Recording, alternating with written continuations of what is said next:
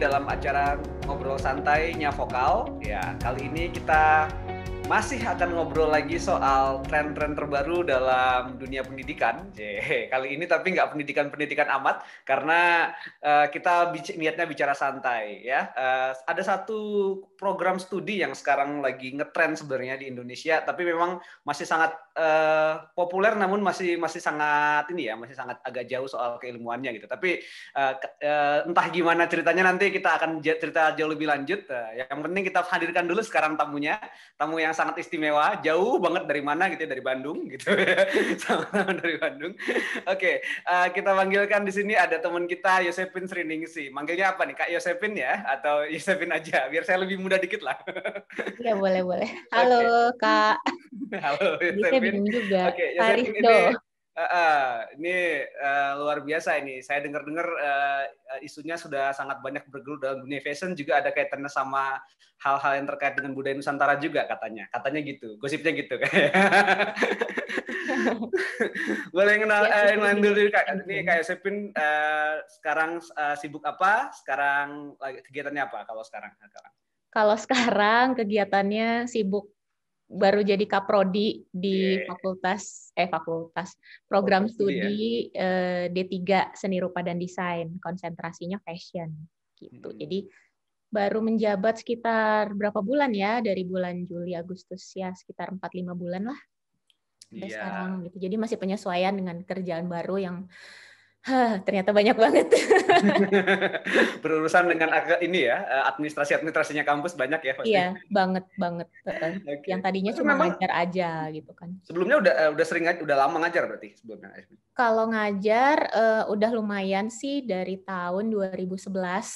Saya ngajar, tapi masih baru jadi part time aja gitu. Jadi bukan full time dosen tetap di sini gitu. Jadi baru kayak ngajar 1 mata kuliah, 2 mata kuliah gitu ya, selama kurang lebih 3-4 tahun. Terus habis itu baru diajukan sebagai dosen tetap di sini.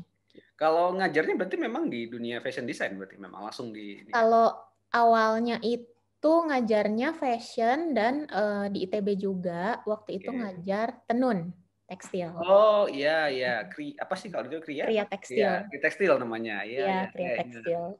Berarti dulu S1 S2-nya di ITB ya berarti? Iya, jadi S1 di ITB, lalu saya lanjut kerja di Bali, habis itu saya pindah ke Bandung, lanjut S2 lagi di ITB gitu. Waduh, seru juga kayaknya pengalamannya. Di Bali kerja di bidang ini juga, di bidang tekstil juga atau di... Iya, kebetulan di Bali saya kerja sebagai fashion designer di perusahaan luar, perusahaan Prancis namanya Puppet Sunbart.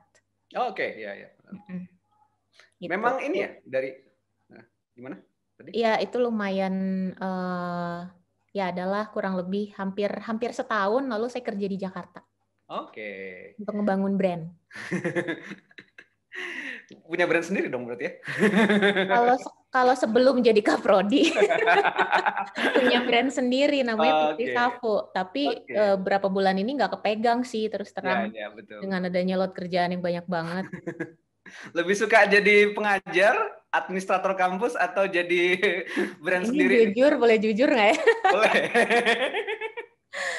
Kalau jujur sih sebenarnya saya sangat suka kerja di dunia profesional ya, sebagai seorang desainer dan juga researcher waktu itu. Jadi saya neliti tentang ngebuka brand baru, lalu tentang tekstil di Indonesia seperti apa, dan juga perkembangannya di daerah-daerah itu potensinya seperti apa. Tapi ternyata kayak masih ada yang kurang nih kalau cuma kerja di dunia profesional aja, terus nggak ada yang kesalurin gitu. Jadi apa yang saya pelajarin gitu ya, terus ya udah gitu buat saya aja dan paling buat brand, buat profit perusahaan gitu. Tapi ketika waktu itu saya pas lagi S2 ditawarin mau coba ngajar nggak gitu kan, ditawarin sama dosen-dosen lain. Boleh deh coba, tapi sambilan aja, soalnya nggak akan kepegang gitu kan dengan kesibukan S2. Terus saya masih kerja juga di Jakarta waktu itu, jadi kerjanya bolak-balik Jakarta Bandung. Terus saya ngajar juga gitu kan, dan ternyata ngajar asik banget sih. Jadi apa yang saya pelajarin di kuliah, terus apa yang saya praktekin di perusahaan, itu habis itu saya sampein tuh di kelas gitu. Jadi anak-anak gitu di kelas, teman-teman mahasiswa tuh langsung dapet, oh kalau diaplikasiin ke dunia kerja nih jadinya kayak gini gitu. Jadi saya ngajar based on pengalaman lah, based on experience saya gitu sebagai pekerja gitu sih. Jauh lebih aplikatif jadinya. Tapi kayaknya kalau masalah finansial kayaknya banyak kan di profesional ya.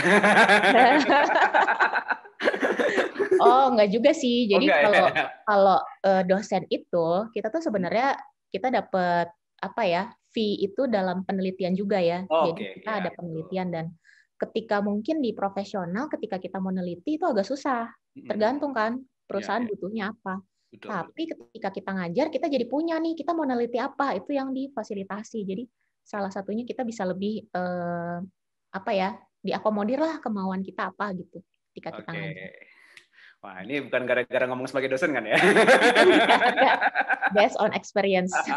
Oke. Tapi ini mungkin Kak Yosepin kita mungkin akan banyak ini ya, kan sekarang jadi ini ya, jadi di kampus jadi dua hal ya. Maksudnya kan sekarang juga pengajar sekaligus juga jadi kaprodi yang mengurus banyak administrasi. Kalau nggak salah dulu kan Maranatha itu ini baru D3-nya cuma satu program studi ya yang di Maranatha sekarang ya. Yang di Fakultas Seni Rupa dan Desain iya. Cuma satu program studi. Tapi di fakultas lain ada sih kayak sastra gitu ada. Ya betul. Maksudnya kalau di fakultas kan cuma ini. Nah sebenarnya kalau bisa dibilang ini mungkin orang yang awam nanya gitu ya kan, fashion design itu sebenarnya lebih ke hal-hal teknis ngedesain gitu, atau memang ada ilmunya yang theoretical gitu sih, atau gimana sih Kak kalau sebenarnya kalau lihat? Oke, jadi sebenarnya kalau di luar negeri itu ya, di Indonesia belum sih.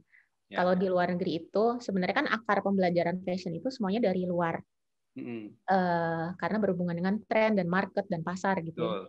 Nah, kalau di luar itu kita ada fashion itu ada S1 dan juga ada diploma 4 atau ada S1 gitu ya, bachelor and diploma. Nah, kalau di Indonesia sejauh ini yang diakui oleh pemerintah itu baru diploma aja, S1-nya belum diakui karena kalau buat pemerintah di Indonesia, fashion itu lebih kepada aplikatif praktek bikin tata busana kalau zaman dulu gitu tata busana gitu kan, terus ketika bertemu dengan market ini harus bisa dipakai, harus bisa dijual gitu ya, makanya masuknya ke diploma. Tapi sebenarnya kalau di luar itu keilmuan tentang fashion tuh banyak banget, research about measurement gitu ya. Tanpa adanya riset tentang bentuk tubuh manusia, ya praktisi-praktisi ini nggak akan bisa bikin baju gitu. Nah itu perlu riset sendiri, perlu keilmuan sendiri tentang body measurement dan di tiap negara itu beda loh body measurement-nya. Misalkan di Korea itu tangannya cenderung lebih pendek daripada di Indonesia. Jadi kalau kita bikin baju buat ke Korea itu pengukurannya beda sama di sini. Terus selain belajar tentang riset tentang body, banyak banget sebenarnya yang bisa dipelajarin. Kita juga belajar tentang psikologis ya, kebutuhan psikologis. Jadi kalau fashion itu ada tingkatan kebutuhan. Ada teorinya tuh, teori Abraham Maslow, ada teori apa lagi gitu kan. Nah, itu ada tingkatan dan itu kan perlu dipelajarin dan risetnya juga nggak akan bisa di diploma gitu ya. Misalkan anaknya disuruh riset tentang psikologis orang Indonesia. Itu kan nggak nyambung ya. Kalau itu kan lebih ke S1, ranahnya S1. Nah, untuk neliti-neliti itu tapi hasil penelitiannya bisa dilempar ke orang praktisi. Nah, di Indonesia masih belum sinkron lah itu tentang pendidikan. Jadi secara teoretik memang belum banyak dukungannya ya kalau di kita. Belum, masukan deh buat Mas Menteri. Oke. Ini maksudnya Menristek Dikti nih ya. Iya. Bisa nanti Pak Menteri boleh dikasih tahu ini. Ya, tapi memang di Indonesia kayaknya masih baru juga mungkin ya. Kalau di Marta sendiri baru ya? Kalau fashion design kan sudah. Kalau fashion design itu sebenarnya kita kayak evolusi aja tuh udah masuk tahun ke-10 ya. 10 ya. Jadi udah sekitar berapa belas tahun lah gitu ya fashion design-nya ada. Tapi sebenarnya nomenklatur atau penamaan yang resmi diakui Dikti di Indonesia itu baru ada belum sampai 10 tahun terakhir. Dan yang pertama ditunjuk itu adalah diploma 4-nya Isi Denpasar. Desain busana. Nah, dia secara resmi sudah menggunakan nama desain busana di D4. Gitu. Kalau yang lain rata-rata masih di bawah payung misalkan DKV, desain komunikasi visual, lalu masih di bawah naungan nama desain produk. Di bawah Kria juga ada. Iya, Kria juga ada. Jadi masih sangat nyampur ya kalau di kita. Oke, tapi memang ini ya, berarti unik juga sebenarnya karena kalau ngelihat berarti memang bisa berkembang banyak gitu ya. Kalau saya ngeliat soalnya beberapa waktu lalu itu banyak juga yang dimulai dari kayak beberapa kan kayak S-Mode kayak itu yang sekolah-sekolah desain yang justru dari desainer-desainer kenamaan Indonesia yang bikin gitu kan. Jadi kan lebih banyak aspek teknisnya sebenarnya. Tapi menarik kalau juga ternyata bisa kayak kalau bicara yang tadi Kak Yasmin bilang mungkin bisa nyangkut banyak hal ya, itu anatomi tubuh manusia, antropologi budaya, bisa ke sejarah, bisa ke ini gitu. Ya kayaknya sangat luas. Kayak risetnya Kak Yasmin juga saya kepo-kepoin kemarin kayaknya banyak nih. Wah, udah kepo nih. Karena kalau nggak salah sempat ini ya, bahas yang Dayak juga, terus tenun Iya. tenun di Nusa Tenggara juga, Lagaligo juga katanya sempat alihwahanakan jadi ini. Menarik ya kalau kayak seperti itu. Jadi itu saya waktu pas baru jadi dosen di Maranatha tuh suka dikatain apa ya, dosen ngebolang gitu lah, nih dosen kerjanya terus gitu, karena saya ngajar tuh biasanya selalu izin tiap semester, kayak misalkan saya izin sebulan ke Papua gitu. Oke. Terus saya izin sebulan ke Kalimantan, tapi pertemuan tetap jalan. Tetap jalan 16 kali, saya minta kelas pengganti, ada dosen pengganti juga gitu. Karena tadi gitu kan, kebutuhan riset saya besar gitu ya. Saya memang tertariknya di bidang itu gitu. Jadi sangat suka dengan penelitian-penelitian budaya-budaya lokal di Indonesia gitu. Emang dari dulu suka di hal-hal yang sifatnya tekstil budaya, apa bukan tekstil sih, dunia fashion, dan emang akhirnya terkait dengan etnoreliginya Indonesia gitu?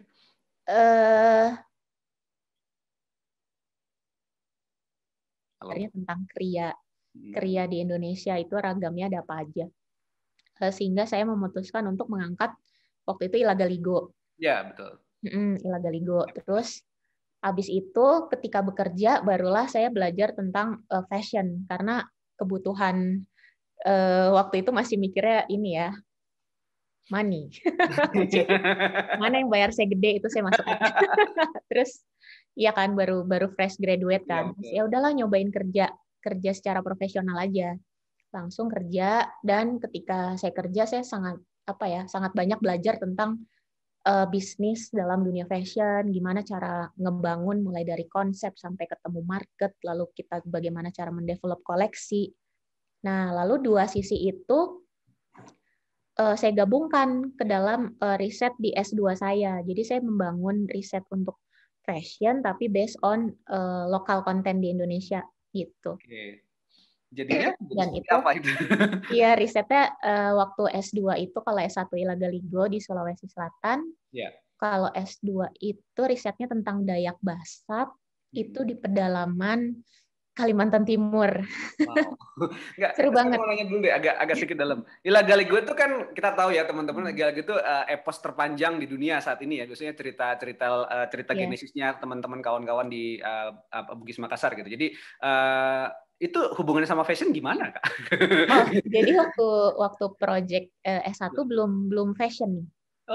Produk goalnya belum fashion, tapi saya mengeksplor tekstilnya. Oke. Jadi lebih ke alih wahana cerita rakyat Ilagaligo ke dalam ilustrasi dalam tekstil. Nah, aplikasinya bisa ke interior dan bisa ke fashion. Oke. Itu bikin dua gitu ya.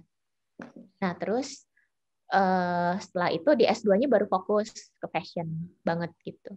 Oke. Jadi dari kecil emang suka fashion ya? Kalau boleh nanya nih. Kalau dari kecil sebenarnya suka berkesenian. Jangan-jangan cita-cita khasnya anak kecil jadi dokter, jadi astronot gitu. Iya, dulu saya cita-cita waktu kecil pengen jadi rescuer anjing. Oh iya? Iya, saya pengen jadi penyelamat anjing-anjing gitu. Kenapa kok bisa jadi?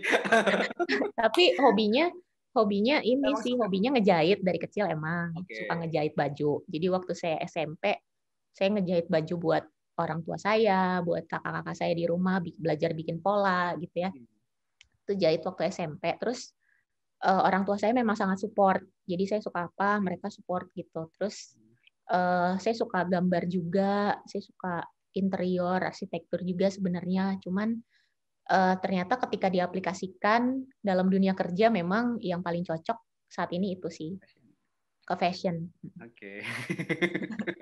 Who knows nanti kemana gitu kan, mungkin aja. Tapi saya jarang loh ketemu ada orang waktu kecil cita-cita anak-anaknya itu jadi rescuer anjing, itu jarang sekali.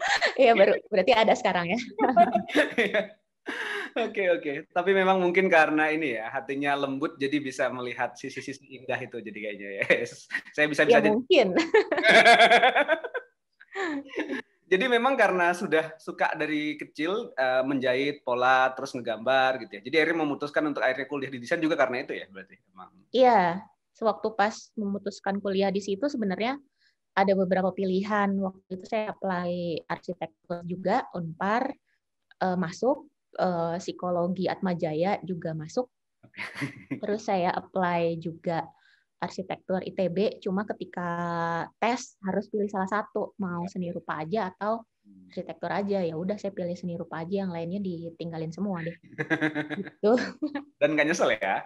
Enggak sih, nggak nyesel. Sama sekali nggak nyesel. Nah, ini bener berarti.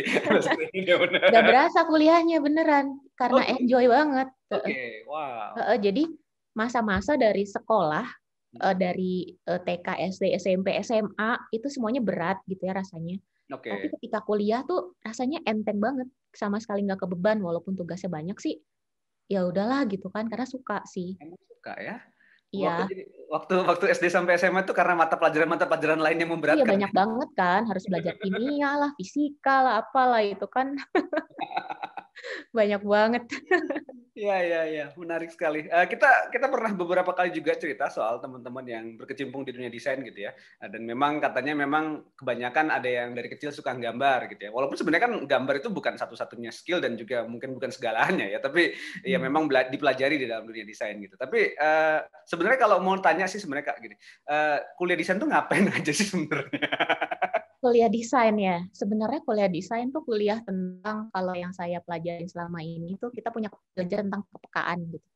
Jadi seorang desainer harus bisa memiliki sense untuk mengolah suatu objek agar bisa menjadi produk yang solutif buat problems yang ada di masyarakat.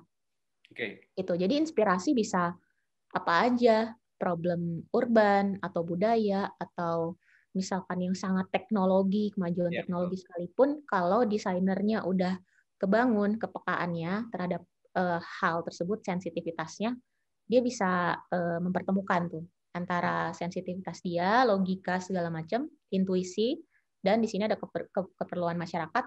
Nah, desainer di tengah ini yang mempertemukan. Gitu. Sebenarnya kayak ini pertanyaan khas juga ya di orang-orang yang juga bergerak dalam keilmuan yang dekat kaitannya dengan art gitu ya. Jadi sebenarnya lebih ke kepekaan gitunya atau memang butuh hal teknisnya atau butuh hal teoritisnya gitu. Kayaknya keseimbangan ketiga itu kayaknya gimana? Iya.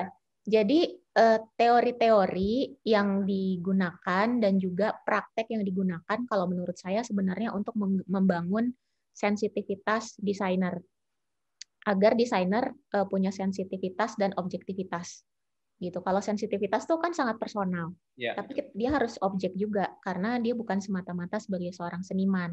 Dia punya klien yang kebutuhannya berbeda dengan dia gitu, sehingga harus objektif di situ gitu. Jadi bobot antara teori dan kemudian praktik menurut saya 50-50 ya. Nggak bisa desainer cuma ngedesain aja tanpa riset buku sebelumnya, riset-riset tentang objeknya, baik itu riset-riset tentang teknisnya, tentang materialnya, itu semua dia butuh pelajarin.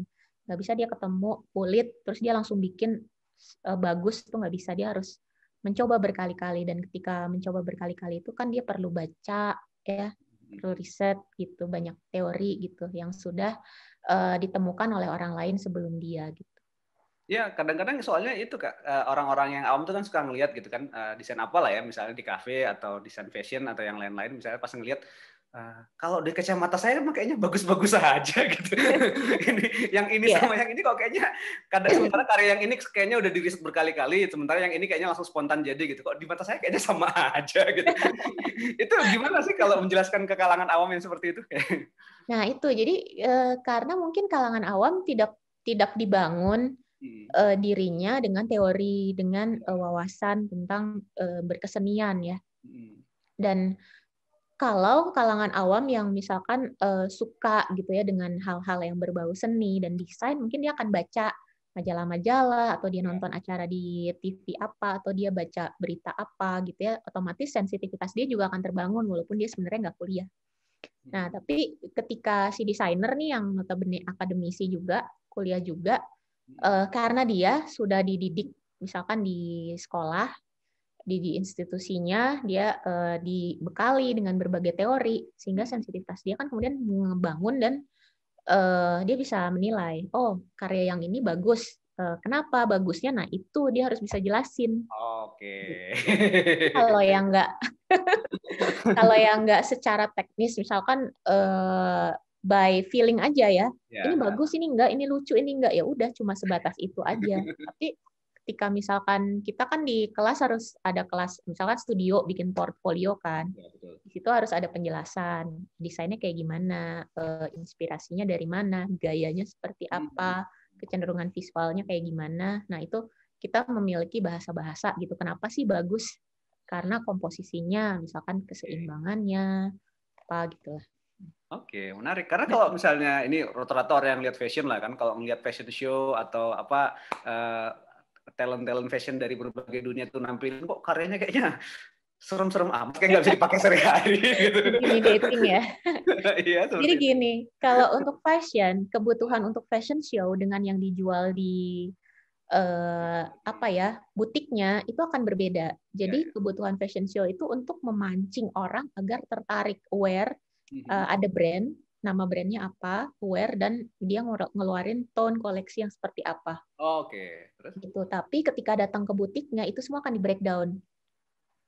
Yang warnanya ini di bagian ini, yang warnanya ini di bagian ini gitu. Tapi orang yang akan memakai betul-betul sama dengan fashion show mungkin hanya sekelompok kecil ya. Itu jadi kalau di fashion tuh ada grafiknya, grafik trend. Itu orang yang bertugas untuk mempopulerkan produk ya, itu hanya 2,5%. Iya. Dari seluruh jumlah manusia di dunia yang memakai produk-produk pertama, misalkan Balenciaga ngeluarin produk baru gitu tahun ini. Nah, itu hanya 2,5% di dunia yang pakai pada waktu dia di-show-kan gitu. Tapi setelah itu akan di breakdown, misalkan jadi outernya aja, jadi bajunya aja gitu ya, dalamannya aja, luarannya aja gitu. Nah, itu sekitar 20%. Nah, habis itu grafiknya akan naik lalu turun lagi gitu.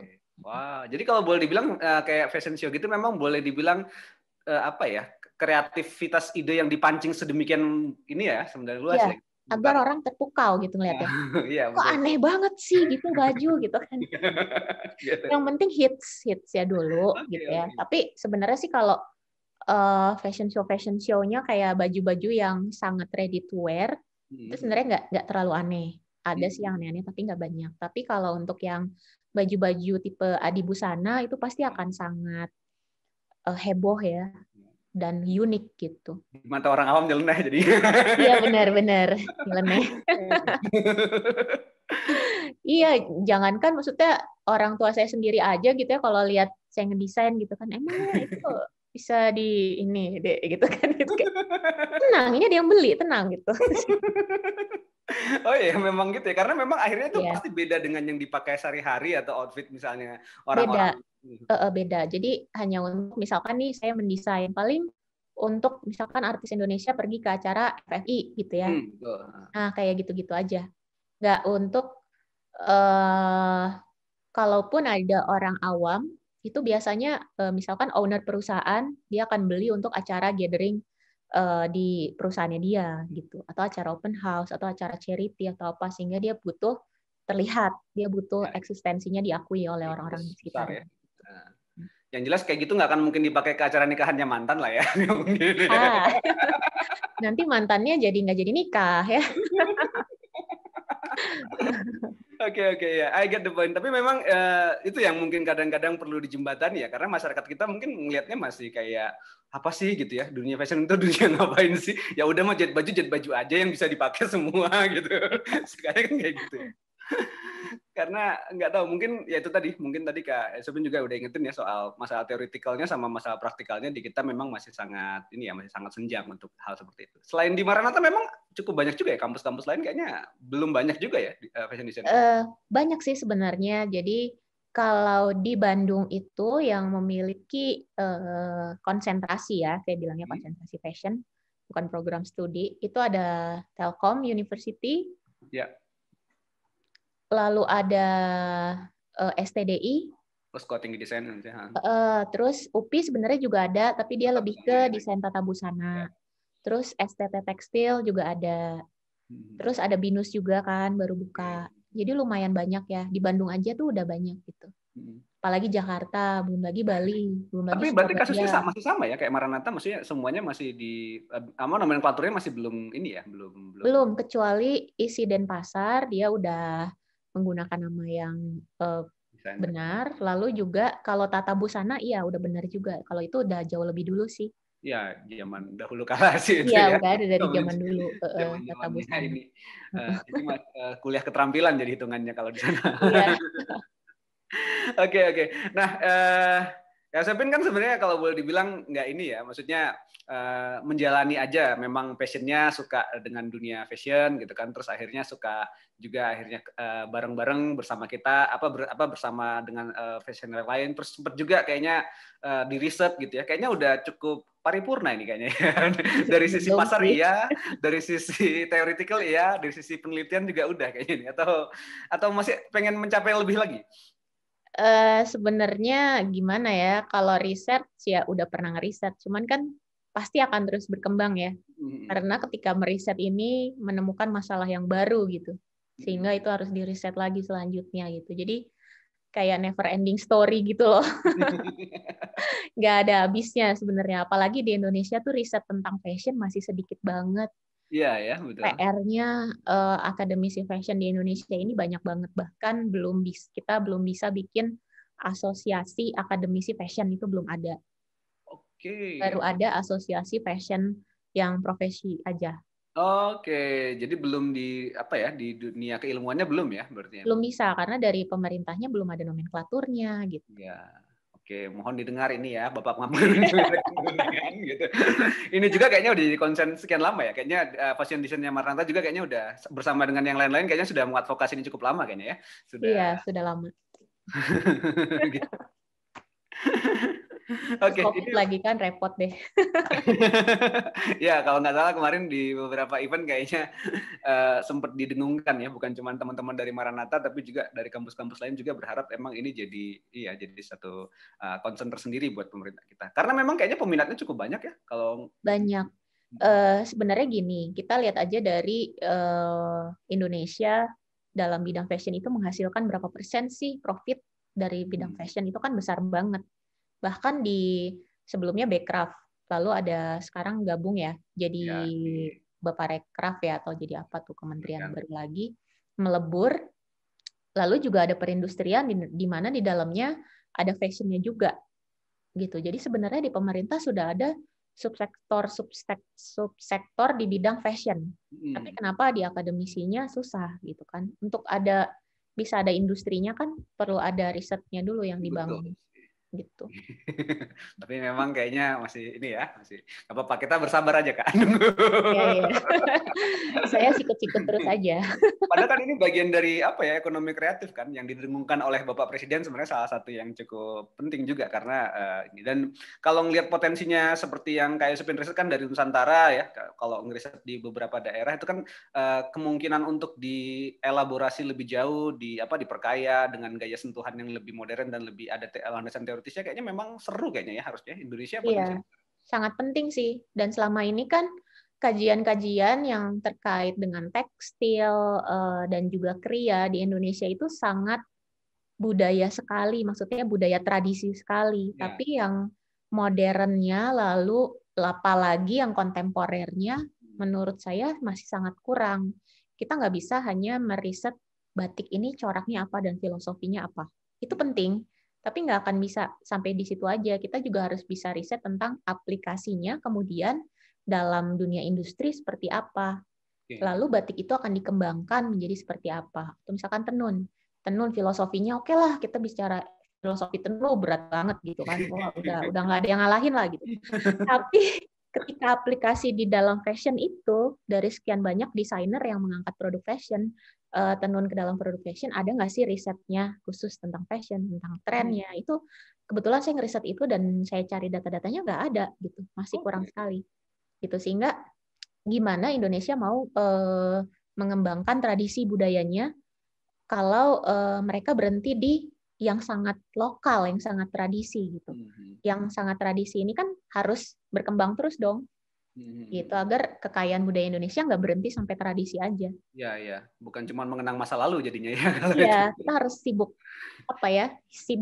mencipta lah gitu. Nah, betul. Kayak maksudnya mungkin kalau merujuk ke di Korea atau di Jepang kan maksudnya ya tradisinya juga digali tapi juga modernitasnya terasa ya, maksudnya industrinya juga berkembang pesat gitu ya kalau banyak sekali riset-riset tentang kimono dalam modern, dalam dunia kontemporer itu seperti apa. Lalu juga riset-riset tentang baju-baju tradisional dari negara-negara lain gitu, di mana negaranya memang memiliki penghargaan lebih gitu ya tentang bidang tersebut gitu. Ya. Di Indonesia masih kurang ya. Indonesia masih kurang banget.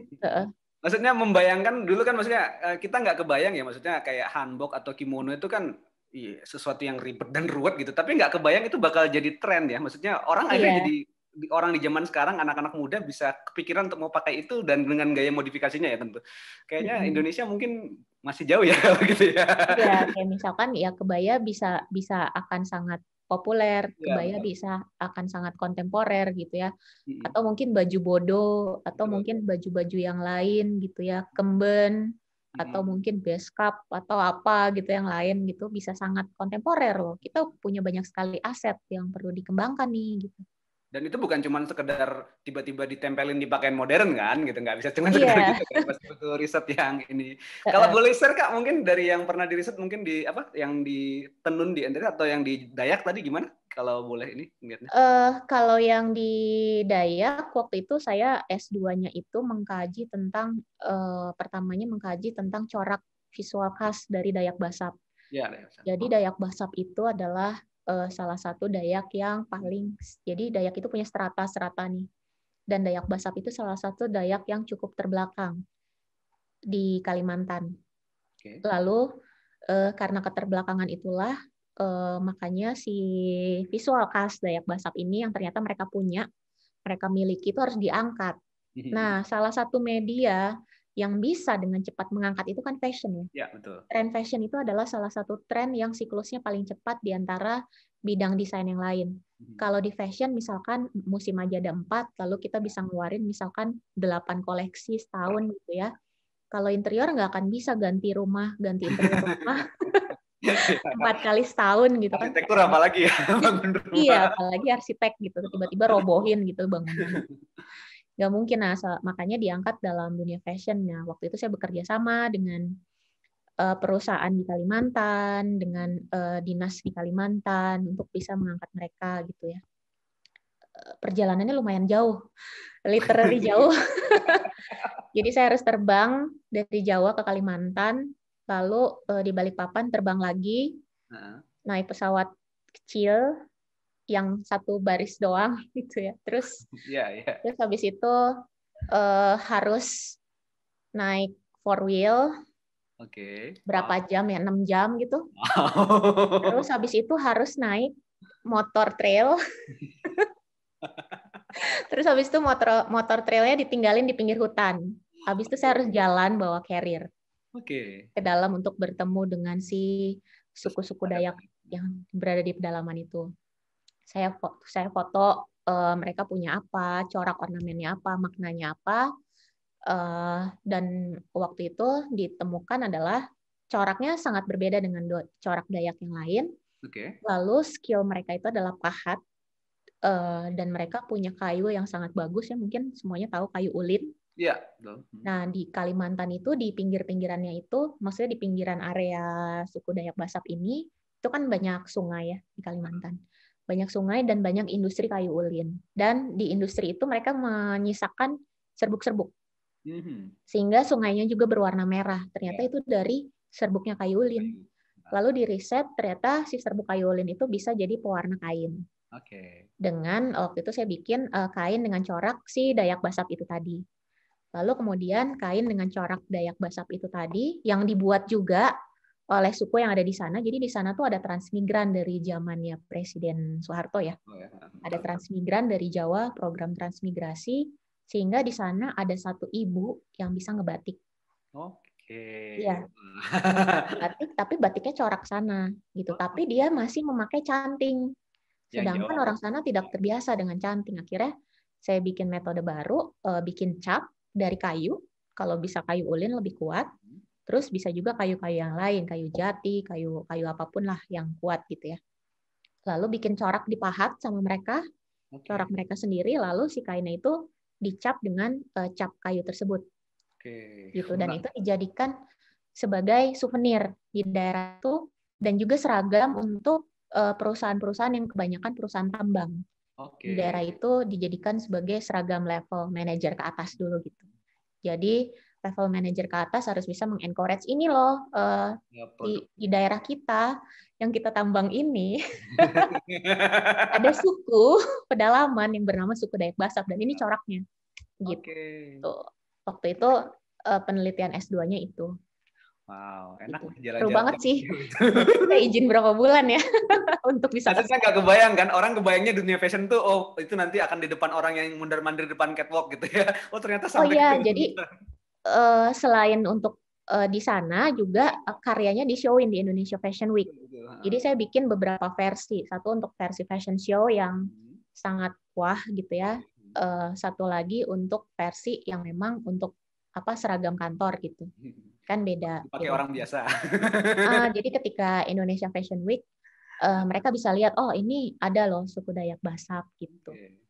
Menarik sih kalau mengangkat yang mungkin ya kalau boleh dibilang sebenarnya tradisi fashionnya kita ya dalam bahasa yang klasik sebenarnya banyak sekali ya kalau di banyak tempat dan sangat mungkin untuk digali lebih jauh gitu. Banyak banget, overload makan. Makanya jurusannya kayaknya makanya kan desainer dari luar negeri banyak banget yang angkat dari Indonesia ya. Iya, betul. Dan kayaknya mungkin juga teman-teman dari luar negeri mungkin lebih aware juga ya, lihat sisi-sisi keindahan itu gitu ya. Mungkin juga, ya mungkin kayak Yasmin karena pernah kerja di yang brandnya asing juga mungkin bisa ngelihat mungkin agak beda nggak sih kalau itu dengan kita dengan industri fashionnya Indonesia kalau teman-teman dari luar?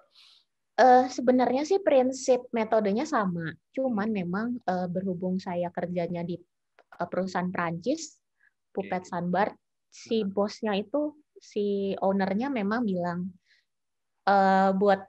buat mereka fashion design itu is in their blood gitu, mengalir dalam darah gitu ya, sense of fashionnya gitu, karena memang sudah dibangun berapa ratus tahun ya. Iya. Memang mereka sangat heboh kan dengan gaya berbusananya gitu ya dari era-era ratusan tahun lalu gitu. Nah itu sudah lama sekali mereka pelajarin sehingga buat orang sana mendesain fashion tuh udah naluri, mereka dikasih ide sedikit itu udah bisa jadi duit gitu. Kalau di sana. Makanya si almarhum Karl Lagerfeld dia juga kenapa memilih fashion karena di sana fashion itu sangat menghasilkan omset yang besar gitu. Ya beda sih ya. Kalau di kita mungkin masih disamain sama. Iya masih seumur jagung ya kalau kata senior saya di dunia fashion juga. Indonesia itu belajar fashion baru dari tahun 70-an lah. 70-an ya. Sekitar tahun. Dan awalnya desainer-desainernya juga kebanyakan desainer otodidak ya, bukan yang belajar keilmuan. Iya, desainer otodidak atau mereka kuliah ke luar negeri. Seperti itu. Kayak ke Inggris atau ke Prancis gitu. Ya. Tapi memang kalau dibandingin sama negara yang lain, maksudnya Jepang, Korea atau Asia yang lain kan mungkin, tapi mereka juga jauh lebih baik ya sekarang. Jauh. Mereka udah masuk ke kayak desainernya udah masuk ke jajaran papan atas kayak misalkan Rei Kawakubo ya. Kayak gitu kan desainer Jepang tuh udah banyak banget sih. Dan sudah diakui di internasional gitu. Kalau kita kayaknya harus keluar dulu ya, maksudnya orang desainernya jangan tinggal di Indonesia, tapi pergi keluar dulu. Walaupun banyak juga sebenarnya desainer Indonesia yang diakuin di luar gitu ya, tapi tidak terlalu dikenal juga di negeri sendiri. Jadi bingung. Gitu. Dikenalnya di Indonesia, oh ini yang bikin baju aneh-aneh itu. Iya, kayak misalkan kan desainer Gea Panggabean itu dia sudah mengangkat tradisi lokal sudah dari tahun 80-an gitu ya, tapi karyanya banyak sekali diakui di luar, bahkan di Indonesia juga diakui sih. Cuman dia sendiri juga belajar fashion itu dari luar, bukan dari Indonesia. Dan maksudnya orang-orang Indonesia pun mungkin yang awam nggak terkenal gitu, Gea siapa ya gitu. Iya. Yang tahu mungkin kalangan fashion aja. Iya, yang kenal kalangan fashion. Emang ya itu memang mirisnya sih, tapi ya. Iya, tapi kan kalau orang awam siapa sih yang nggak tahu merek LV gitu kan, Iya, bahkan betul. KW-nya aja beli. LV apa juga mungkin dia nggak tahu ya gitu. Cuma tahu LV mahal udah gitu. Dia emang nggak tahu bagusnya di mana gitu ya, bagusnya apa, Iya, filosofinya apa, yang penting harganya mahal. iya mungkin. Enggak. Nah, itu juga kayaknya bagian dari ini ya, fungsinya juga perguruan tinggi yang concern di isu fashion memang berarti emang ini juga ya, maksudnya memperkenalkan ini ke masyarakat juga ya berarti. Ya, salah satu tujuannya itu kemarin kita juga akan mengadakan beberapa kali webinar. Salah satunya itu saya bikin tema Fashion Education System in Indonesia. Yang tujuannya itu untuk ngedeliver apa sih fashion untuk masyarakat umum gitu. Jadi nggak cuman pesertanya nggak cuman fashion design aja, tapi juga dari fakultas-fakultas yang lain. Apalagi kan sekarang banyak orang yang buka bisnis fashion, padahal misalkan dia jurusan kedokteran, lalu dia jurusan apa gitu kan bisnis, lalu dia jurusan yang lain gitu kan yang sama sekali nggak berhubungan biologi gitu kan bahkan, tapi dia punya bisnis fashion gitu kan. Gitu. Itu kalau kayak sendiri ngeliat ada beda taste-nya nggak sih sebenarnya antara yang beneran kuliah fashion design dengan yang belajar sendiri atau yang memang sekedar memiliki butiknya gitu? Jadi ada beda ya, ada beda. Mungkin mereka pasti akan mempelajari dulu mau nggak mau tentang mekanismenya itu seperti apa ketika bikin produk.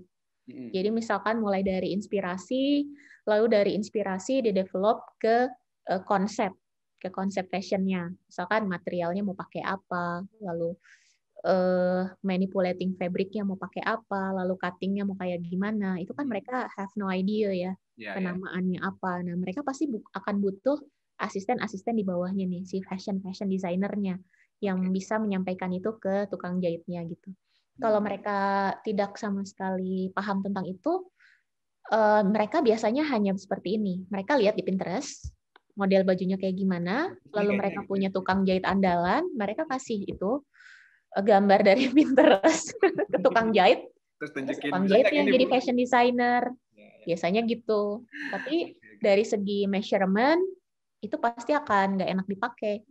Soalnya dia beli lagi sampel, misalkan dia beli Zara, lalu dia minta tukang jahitnya nih, bikin aja sesuai Zara gitu. Oke. Ya, memang butuh lebih kompleks ya studinya berarti gitu. Iya, pasti mereka akan belajar lagi. Ya, betul. Nah, kalau nggak salah nih bagian dari ininya juga ya, semacam ya fungsinya lembaga pendidikan memang di situ juga ya untuk edukasi ke masyarakat secara umum, bukan hanya ke mahasiswanya. Karena gini Kak, seringnya kalau saya ikut acara-acara fashion tuh kayaknya eksklusif banget ya gitu. Ini orang-orang yang bajunya beda gitu, bukan kayak saya yang cuma pakai kemeja biru atau t-shirt hitam kayaknya gitu. Kemeja nih. Gitu. Tapi ya bagian dari mempopulerkan itu kalau saya dengar memang di Maranatha itu bagian yang sangat penting juga ya. Makanya kalau teman-teman suka bikin itu apa namanya, jadi lulusannya kan sebelum lulus mereka harus nge-fashion show dengan konsep yang luas ya, apa evolusia namanya kalau di Maranatha. Iya, betul. Nah, itu memang tujuannya gitu ya. Memang berarti setiap lulusan minimal pernah sekali ngedesain yang keren lah untuk fashion show gitu ya. Iya, jadi setiap lulusan kami diwajibkan untuk peragaan busana secara profesional karena peragaan busana itu butuh manajemen yang bagus agar karyanya bisa dinikmati oleh publik dengan bagus ya. Nggak apa ya, beda lah kalau misalkan manajemen panggungnya jelek, mungkin audiensnya yang nonton di situ ngeliatnya juga nggak enak, bajunya nggak optimal. Mungkin karena lightingnya salah, karena ritme jalannya salah, karena ritme musiknya salah gitu ya. Nah itu perlu ada manajemen tersendiri tentang panggung atau peragaan busana gitu. Jadi di Maranatha setelah tugas akhir selesai atau proyek akhir selesai, mereka harus ikut yang namanya fashion show Evolusia. Oke. Gitu. Nah kalau saya sebagai kaprodi baru nih udah saya masukin ke SKS. Oh, oke. Jadi udah dimasukin ke SKS, jadi mereka harus ikut itu. Proyek akhir ditambah dengan Evolusia totalnya 5 SKS. Oke, wow. Jadi memang besar. Jadi karena bikin fashion show itu effort mereka banget. manage juga, mereka sendiri yang manage fashion show-nya atau gimana? Atau Iya, kita bikin sendiri fashion show-nya. Oh, wow. Jadi biasanya ada konseptor, fashion show-nya mau seperti apa, lalu kemudian ada ketua lapangan nih, ketua evolusia. Nah, ketua evolusia yang mengatur mekanisme agar fashion show itu berjalan dengan baik. Tapi di balik itu ada tim konseptor, lalu ada tim ketua acaranya sendiri, lalu kemudian ada tim editornya sendiri, lalu ada tim grafisnya sendiri gitu. Jadi banyak tim di dalamnya, dan kayak evolusi kita yang terakhir, yang X ini, itu asisten mahasiswanya ada 60 orang. Wah. Jadi memang, oh ya, karena memang ini juga kan, maksudnya karena pandemi jadi semua memang di virtual ya jadinya. Iya, jadi virtual. Dan kalau misalkan nggak virtual, biasanya lebih banyak lagi yang bantuin. Iya, betul.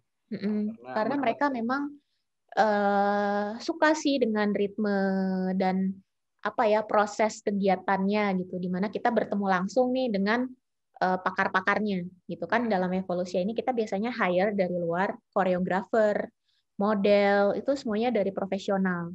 Oke. Gitu. Mereka Tapi sangat biasa model-modelnya ya dengan Indonesia Fashion Week juga gitu ya, koreografernya juga gitu, dan kita juga memiliki konsultan-konsultan juga gitu yang juga pernah mengajar di Maranatha gitu.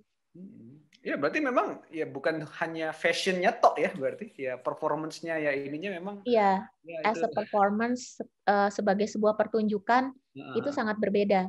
Mungkin fashion designer bikin baju bagus, tapi kalau peragaan busananya nggak tepat untuk bajunya dia, bisa fail dilihat di kliennya. Betul. Wah, sangat ini. saya nggak kebayang kalau serumit itu ternyata dunia industrinya. Iya, jadi makanya ketika di awal untuk anak-anak baru ya, kayak kemarin anak-anak baru ketemu saya jelasin dari awal. Ketika kita belajar fashion, kita nggak cuma belajar bikin baju, tapi kita belajar tentang lifestyle. Dan ketika belajar tentang lifestyle, banyak sekali pihak yang dilibatkan.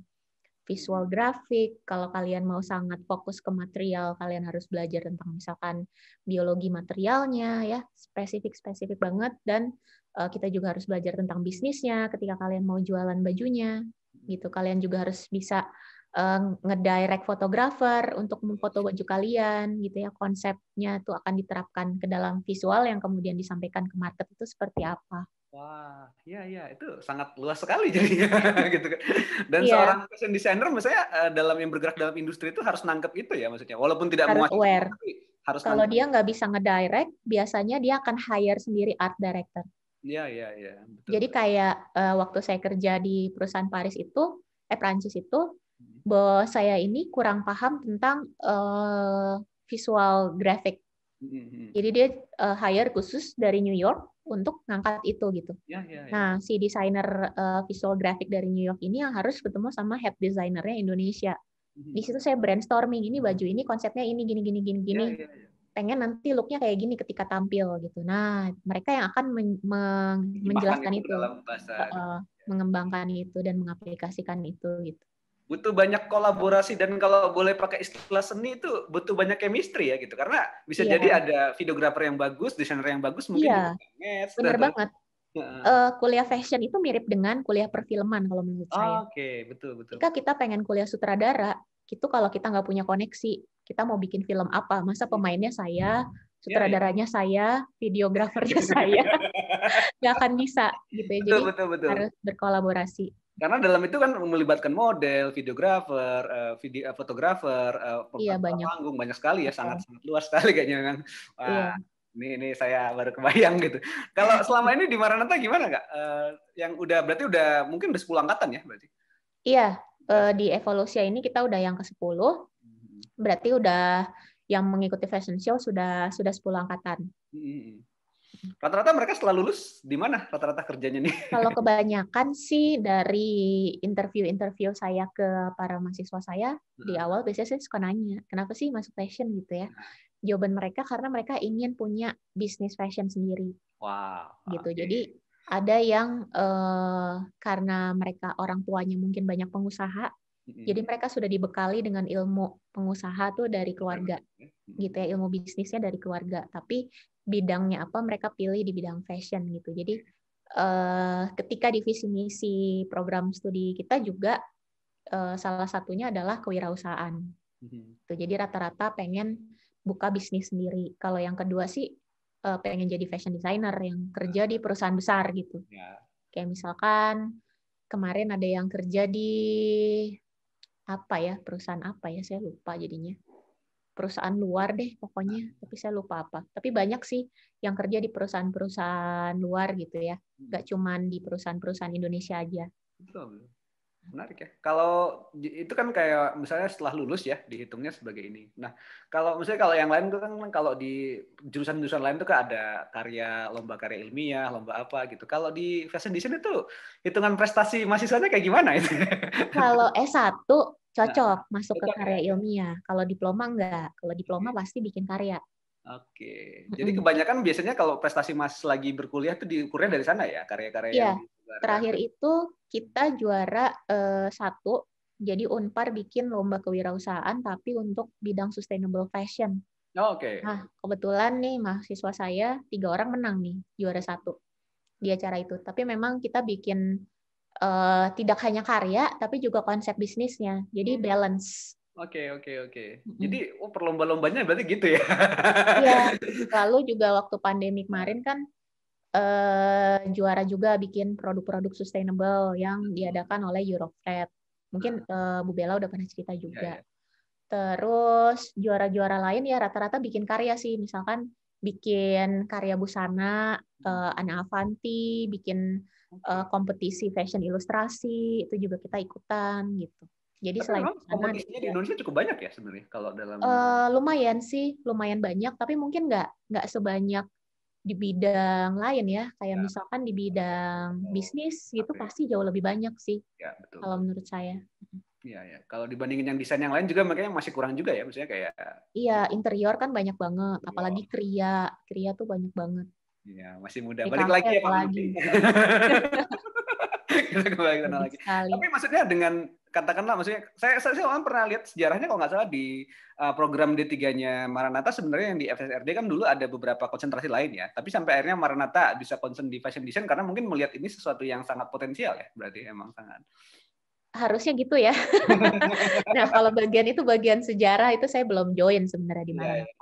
Tapi kalau dari yang saya tahu berdasarkan diskusi-diskusi juga sama para pendahulu, para senior di sini, itu memang yang lain sudah memiliki program-program studinya sendiri ya, kayak misalkan interior udah ada, DKV udah ada, lalu seni murni juga udah ada. Nah, fashion ini potensi yang sangat besar kalau untuk di Indonesia gitu. Jadi makanya di D3 ini dikhususin untuk fashion design. Oke. Ya, supaya nanti bisa jadi S1-nya nanti ya. Iya. Gitu. Wah, ini idenya menarik sekali sebenarnya. Tapi cukup banyak yang Kak Yasmin bisa angkat soal dunia fashion gitu kan. Tapi memang kalau boleh boleh sedikit mereview ulang lagi berarti kira-kira siapa sih sebenarnya? Karena kalau saya ngeliat kayaknya yang pengen masuk fashion design itu kayaknya banyak gitu ya. Tapi rata-rata seperti yang tadi dibilang mungkin sudah punya bekal bisnis atau bekal ide soal dunia fashion gitu. Tapi emang ngambil. Dan kayaknya kebanyakan juga mahasiswi ya. Jadi banyaknya juga mahasiswi kalau di Indonesia kasusnya gitu.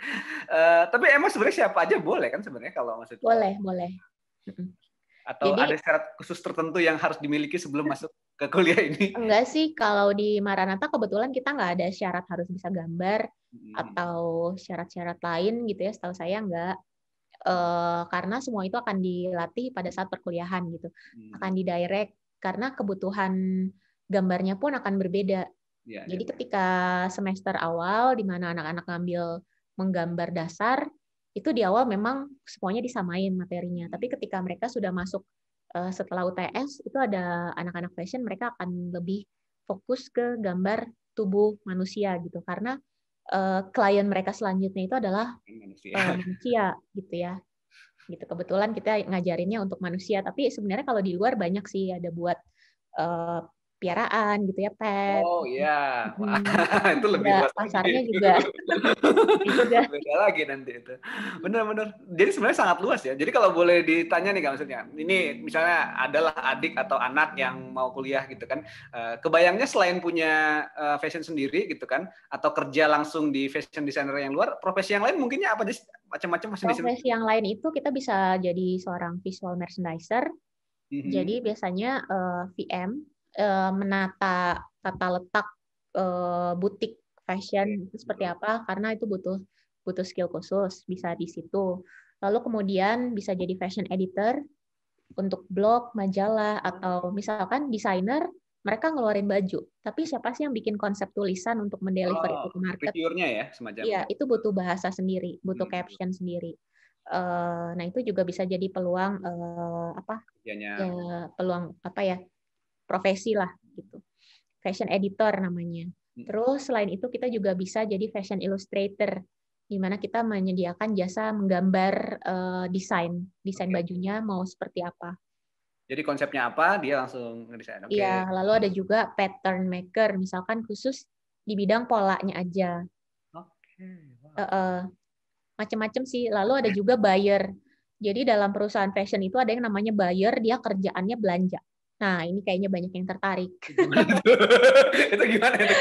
Jadi kalau perusahaan besar itu biasanya mereka butuh buyer untuk membeli baju-baju apa saja yang akan hits di daerah mereka yang menjadi tempat pasar mereka. Nah, mereka harus punya buyer di situ. Misalkan saya mau dari brand ini berapa piece, saya mau dari brand ini berapa piece gitu ya, masuk ke dalam toko saya gitu.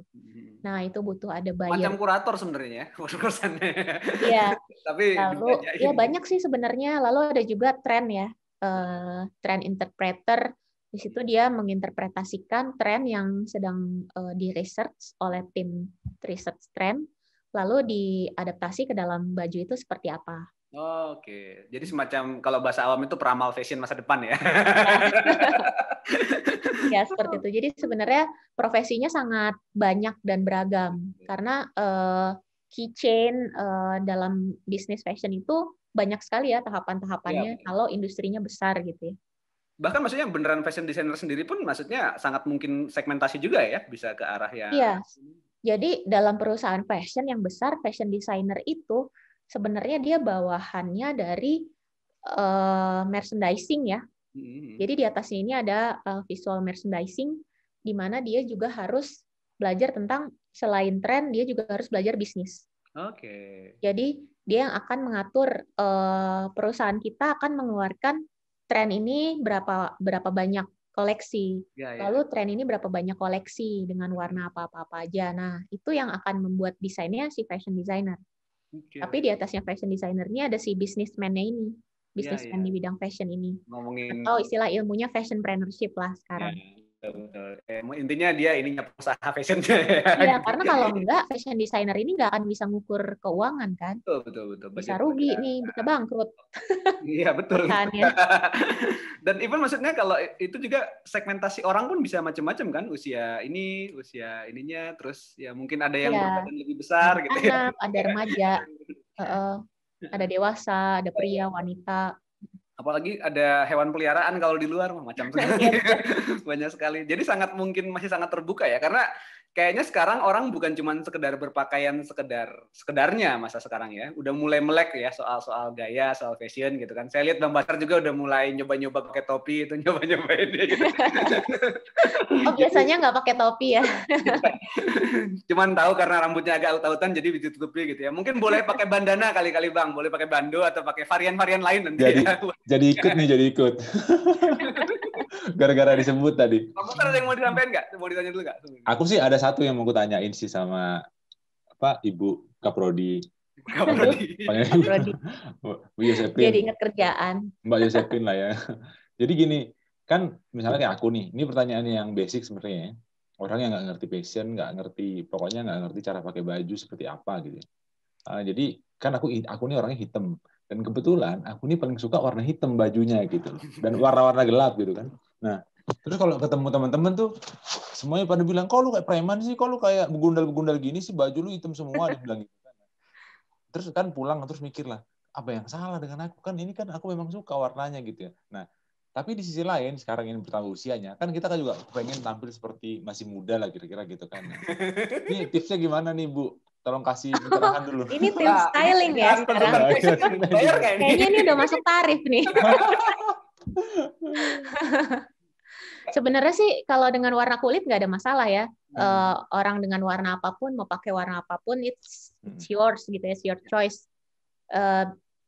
It's apa ya, beda-beda. Tiap orang tuh it's okay gitu. Tapi gimana dia nyamannya aja sih sebenarnya kalau gaya berbusana. Kalau misalkan nyamannya dengan warna hitam ya why not gitu ya, pakai warna hitam, dan itu akan menjadi sebuah identitas. Iya, iya. Gitu. Jadi ketika kita misalkan satu kali mungkin nggak sengaja, 2 kali ya kebetulan gitu ya, 3 kali nah ini fashionnya dia nih kayak gini gitu. Mungkin itu juga ya branding personal ya, misalnya kayak Mark Zuckerberg dikenal dengan baju abu dan celana itu gitu ya. Iya. Dan nggak jarang sih misalnya kayak klien saya gitu ya, dari brand saya sendiri, misalkan dia request baju kerja dari hari Senin sampai hari Jumat gitu. Jadi ketika dia pesan ke saya, misalkan dia pesan berapa set, hari Senin warnanya, hari Senin apa, hari Selasa apa, sampai hari Jumat apa, itu saya harus bikin desainnya. Jadi di sini si fashion designer jadi personal brandingnya orang lain gitu. Iya. Wah. Karena biasanya kelas-kelas eksekutif kan mereka nggak mau pakai baju yang sama dalam minggu yang sama gitu ya. Jadi ketika saya akan bilang gitu, Pak, mungkin kalau mau rapat dengan acara ini, dengan presiden atau dengan siapa, Bapak sebaiknya memakai baju yang ini dengan tenun yang ini. Lalu kalau untuk hari ini mungkin pakai batik yang lebih casual karena hanya di kantor. Atau mungkin kalau lebih banyak rapat dengan middle management ya pakai bajunya yang kayak gini gitu. Jadi fashion designer di situ taste-nya harus bekerja sih. Ya. Jadi kan ini kan sekarang aku lebih sering ketemunya tuh yang muda-muda ya, maksudnya usianya tuh di bawah aku sekitar 5 sampai 10 tahun di bawah aku. Jadi kadang-kadang saya salah satunya ya. Salah satunya ya. Jadi kadang-kadang nih kok gue old school banget gitu ya, kadang-kadang di pikiranku gitu. Jadi gimana ya caranya supaya aku juga bisa masuk main sama mereka kan. Sekarang nih lagi tren kan anak-anak milenial. Nah, jadi aku udah mulai nih jadi cari-cari baju tuh, baju yang cerah. Jadi kayak warna pink gitu sekarang berani pakai, kuning gitu berani. Kalau dulu tuh nggak berani sama sekali. Aduh, kayaknya ada nggak pedenya gitu loh. Jadi ini memang harus dilatih juga ya. Maksudnya kita dilatih supaya gimana kalau mau trendy ya nggak salah juga mengikuti yang. Iya, tapi jangan sampai ingin trendy tapi nggak nyaman di diri sendiri ya. Oh iya. Betul. Itu nomor 1, harus nyaman. Misalkan jangan maksain kalau kita kurang nyaman dengan warna itu gitu. Kayak misalkan saya kurang nyaman dengan warna orange gitu ya. Saya nggak punya baju warna orange gitu. Tapi kalau harus pakai baju warna orange, ya saya akan pilih yang orange-nya paling nggak jreng gitu. Gitu. Jadi gimana kenyamanan diri sendiri sih. Ada juga sih teman saya yang selalu pakai baju warna hitam gitu ya. Apalagi rata-rata para arsitek tuh kayaknya bajunya hitam-hitam semua tuh. Saya juga ngerti kenapa. Tapi mereka nyamannya memang dengan warna itu. Mungkin karena ketika ketemu orang lain mereka pengen basic ya, ngeblend ke siapa aja, it's okay gitu. Tapi yang dimainin biasanya selain warna adalah model bajunya. Kalau mau paling aman ya pakai kemeja basic aja, hitam polos, it's okay gitu. Atau abang mau coba pakai V-neck atau pakai renda-renda gitu? Bisa dicoba. Tapi ini aku ada lagi mau tanya nih, dari tadi kan karena aku ngikutin obrolannya Kak Yosepin dan Ridho nih. Jadi aku tuh di kepalaku tuh aku nge-summary bahwa ternyata fashion tuh nggak sesederhana yang kita bayangkan ini soal pakai baju apa, warna apa, bukan ya. Jadi semua dipikirkan ya. Jadi yang untuk bahkan trending nanti di 2021 juga sudah dipikirkan ya. Jadi dipersiapkan benar dengan sungguh-sungguh lah kira-kira gitu. Nah, ini soal karena ngajar Kak Yosepin kan ngajar di Maranatha nih ya. Nah, jadi kalau mau aku kan nggak tahu banget bahwa di Maranatha itu ada jurusan desain untuk fashion kan. Nah, itu nggak tahu banget, sebelumnya nggak pernah tahu. Kemarin tuh karena kebetulan dikasih tahu sama Bu Bella aja gitu. Nah, aku mau tanya nih, kalau misalnya aku punya anak nih, aku punya anak ya nanti, gitu. Apa nih punya anaknya? Masih lama Bang. Nah, jadi aku pengen misalnya anakku misalnya pengennya nanti, pengen kuliah di fashion di Marnata gitu. Nah, apa sih yang bikin aku yakin supaya dia kuliah di Marnata gitu? Oh, program unggulan ya berarti. Ya, ini pesan sponsor nih, pesan sponsor. Oke. Jadi salah satu titik unggulnya si Fashion Maranatha ini adalah program Fashionpreneurship atau kewirausahaan di bidang fashion, di mana di dalam struktur kurikulum kita itu kita ada kuliah-kuliah terkait dengan manajemen, lalu kita juga ada kuliah terkait dengan kewirausahaan dengan nama Fashionpreneurship, dan itu kita embed langsung dengan studio busana dan mode atau studio fashion, lalu kita juga ada textile exploration gitu. Jadi ketika ada bisnisnya, itu juga ada objeknya yang dipelajarin. Jadi makanya si para diploma-diploma ini, mereka juga meneliti tentang market di situ. Agar produk yang mereka bikin itu bisa lebih tepat sasaran dan beneran menjadi solusi gitu ya buat masyarakat. Nggak cuman lihat Pinterest terus diperbanyak aja, nggak gitu. Tapi benar-benar dari idenya mereka, otentik, khas gitu ya, inspirasinya apa yang menjadi karakter si desainer masing-masing ini, kemudian itu mereka bisa deliver ke market. Walaupun misalkan marketnya sama-sama usia dari 27 sampai 35 gitu kan, tapi dari 27 tahun sampai 35 tahun yang ada di Indonesia ini ada berapa juta orang. Nah, mereka mau membidik yang mana? Nah, dalam mata kuliah Fashionpreneurship dan manajemen mereka diajarkan untuk membidik which market yang mau kalian aplikasikan gitu. Dan oh ya Bu, terima kasih. Dan itu apa ya? Mereka tanpa belajar soal manajemen, tanpa belajar soal market, mereka nggak akan tahu gitu. Produk mereka mau disampaikan kemana? Jangan sampai produk yang mereka bikin udah aja cuma di studio doang dan nggak kejual. Kan sayang banget ya, kasihan si fashion designer ini. Mereka bikin dengan rasa, dengan pembelajaran yang berat, berjam-jam gitu ya, bahkan hampir setengah tahun prosesnya ya kalau proyek akhir. Kalau hanya untuk diri mereka sendiri gitu ya, nggak bisa di-deliver ke market, buat apa gitu kan ilmunya. Nah, salah satu keunggulan di Fashion Maranatha ini adalah si bagian bisnis fashionnya ini. Berarti nggak cuma disuruh ngedesain, Bang, tapi bisa ngejual. Berarti benar-benar dipersiapkan dengan matang ya, karena selain dia skill si teman-teman yang mahasiswa ini benar-benar selain itu digodok bener gitu ya, dijadiin banget. Dia juga dilatih untuk bagaimana mandiri ya, bisa survive dengan ide-ide genuinnya dia, dan dia bisa istilahnya tuh menjual karyanya kira-kira gitu ya, dan dia tidak tergantung dengan orang lain jadinya ya. Dan satu lagi beradaptasi ya dengan karena bisnis itu kan cepat sekali berubah. Perilaku konsumen, perilaku pasar, ketika ada suatu kejadian yang sangat fenomenal, pasar bisa beralih. Kayak misalkan COVID, tiba-tiba sekarang bisnis masker menjual sekali gitu, atau bisnis APD gitu tiba-tiba. Nah, fashion designer ini mereka harus bisa beradaptasi dengan kondisi. Ketika misalkan saat ini kita tahu kalau kondisi banyak perusahaan fashion yang tidak mempertimbangkan sisi sustainable gitu. Nah, di kita juga diajarkan tentang fashion sustainable, dan itu wajib mereka belajar tentang itu sehingga mereka juga aware mereka menghasilkan produk yang seperti apa. Gitu. Jangan sampai produk mereka jadi tanda kutip jadi sampah gitu kan di luar nanti gitu. Iya, berarti udah tadi tuh Bang, udah memang benar-benar digodok skillnya ini supaya jadi, terus dia dilatih untuk mandiri, baik juga mentalnya juga ya. Dan memang satu lagi itu istilahnya adaptif lah ya, adaptif dengan perkembangan. Jadi dia siap pakai, benar-benar memang bisa bertarung kira-kira gitu ya. Nah, jadi kalau nih kayaknya buat teman-teman nih nanti yang masih SMA, nanti kalau mau kuliah di fashion ke Malang aja.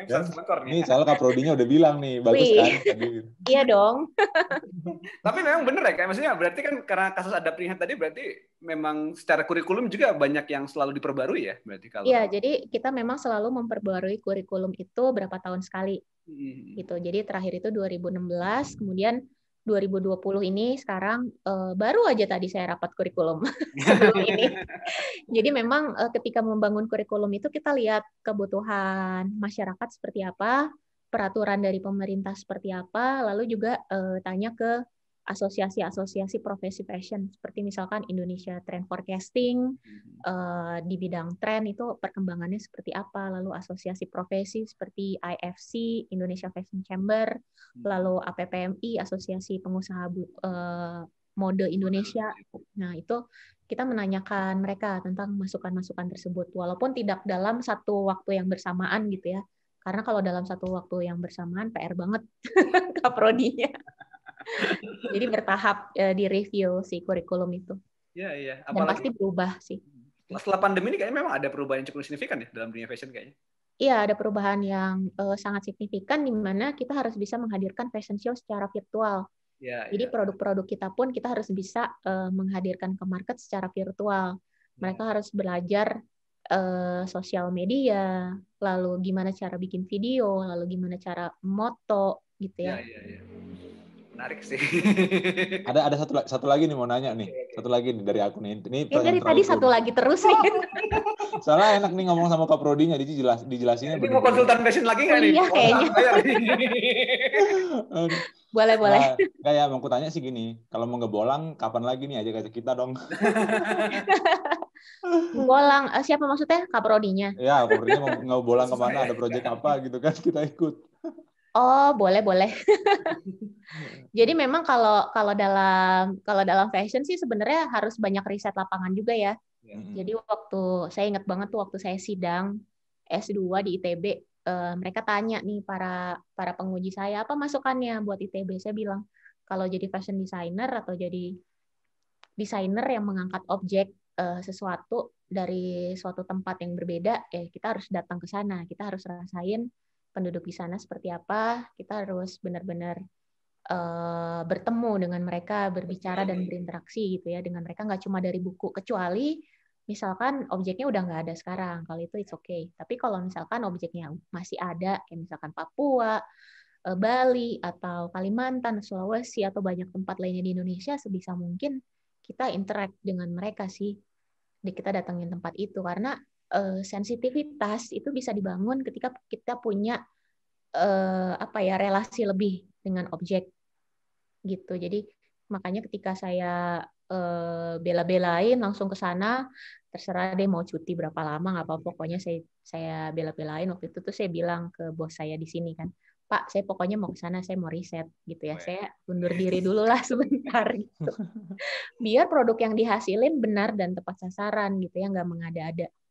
Dapat feel-nya ya, dapat ininya ya. Iya, dan itu menurut saya banyak kejadian juga di daerah-daerah di mana misalkan ada program-program pengembangan daerah, tapi prosesnya langsung dari pusat. Ya. Gitu, sehingga pembangunan di daerahnya menurut saya tidak tepat sasaran karena orang pusatnya tidak paham dengan di daerah itu seperti apa. Kayak misalkan nggak harus dari Aceh sampai Papua, nggak harus semuanya pakai kebaya. Gitu kalau menurut saya, karena mereka punya baju yang sangat banyak yang menurut saya itu bisa jadi kebaya-kebaya Indonesia yang lain gitu. Ya. Yang potensi besar yang jadi hilang gitu gara-gara kebaya ini. Oke lah, kebaya memang bagus, tapi banyak juga loh potensi bagus yang bisa digali. Jadi banyak banget lah. Kayaknya memang kayak seperti tipe-tipe ya ini nih yang harus menggali sampai tuntas gitu. Iya dong. Idealismenya juga tinggi nih, tapi karyanya juga luar biasa kan gitu. Dalam kehidupan pribadi kita juga nggak nih? Aku cukup kalau itu aku nggak mau tanya, soalnya dosen takut. Nggak, itu kita di segmen berikutnya ya, di segmen gosip bareng Kak Prodi Maranatha. Oke. Ini udah nggak kerasa udah sejam nih loh Kak ngobrolin. Iya nih udah lama. Menarik sekali ya cara ngebukainya, maksudnya kelihatan buat kita semua bahwa dunia fashion memang tidak tidak sesimpel yang dibayangkan mungkin kebanyakan orang gitu, atau seaneh yang dibayangkan orang, tapi ternyata kolaborasi dari sekian banyak dan juga melibatkan banyak bidang ilmu sebenarnya. Jadi sangat layak sebenarnya jadi riset tersendiri, jadi konsentrasi ilmu tersendiri gitu ya. Mungkin kalau udah S1 mungkin Kak Yosepin mungkin bakal lebih banyak bolang lagi jalan-jalan riset kemana-mana gitu. Kita berharap supaya kajian-kajian ini di Indonesia makin luas ya. Jadi industrinya sudah sangat berkembang maju gitu. Teorinya kita butuh lebih banyak lagi ya untuk digali lebih jauh gitu kalau untuk ini. Aduh, makasih banyak nih Kak Yosepin sudah berbagi cukup. Sama-sama, terima kasih sudah banyak menggali. Sudah menggali lebih jauh. Terus jadi Kaprodi ya nikmatin ya berarti. Iya nih, saya udah kepikiran kapan saya bisa ke Papua gitu, kapan saya bisa ke Sumba lagi. Iya, benar-benar. Dan juga mungkin ada niat baik lagi, mungkin pengen lebih aktif juga di dunia industri, siapa tahu kapan-kapan lagi ya bisa lebih ini gitu. Karena tarikannya kayaknya memang di sana ya, antara ngajar, terus mempersiapkan akademis yang baik, teori yang baik, terus juga mungkin industri yang lancar. Kayaknya memang dunia fashion tarikannya antara itu gitu, dan memang harus selalu seimbang gitu ya, dan memang sangat mungkin untuk berkembang ke depannya. Kita berharap banyak sekali potensi-potensi fashion di Indonesia yang perlu digali lebih jauh ya. Jadi masih banyak PR, penelitiannya masih sangat sedikit gitu kan. Iya, mungkin masih banyak orang yang ngebolang. Atau ngajak Kak Yusufin bolang, kapan-kapan ajak kita juga Kak. Oke. Ngebolangnya sambil kerja. Oke, ya kan tadi itu kan, apalagi dunia pandemi sekarang butuh media yang lebih mengekspos gitu kan, butuh ini, nah itu. Siapa tahu kita juga bisa dipakai ini di sini. Iya, bisa banget.